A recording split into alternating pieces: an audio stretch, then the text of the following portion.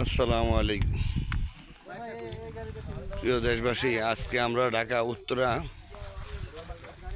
নীলা মার্কেটে দিয়ে খেলতে আসছিলাম।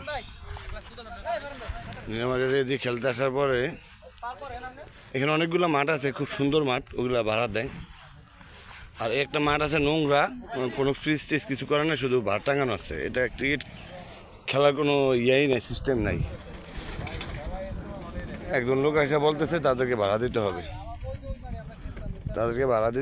কত 4,000 টাকা ভাড়া। অথচ যেগুলো ফ্রিজ ট্রিজ করা সব কিছু করা ওগুলো 3,000 টাকা, 2,500 টাকা, 2,000 টাকা ভাড়া। আমরা খেলি, হ্যাঁ, 5 ঘন্টার জন্য, 4 ঘন্টার জন্য খেলি, 2,000 টাকা, 2,500 টাকা, 3,000 টাকা। আর এই মাঠের জন্য তারা চাচ্ছে 3,000 বা 4,000 টাকা ভাড়া চাচ্ছে। কোনো ফ্রিজ ট্রিজ কিচ্ছু নাই।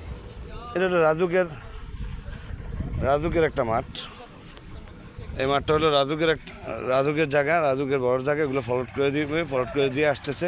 এটা এখনও ফরওয়ার্ড করে নাই, কিন্তু এক গ্রুপ এগুলোরে ভাড়া দিয়ে খাচ্ছে।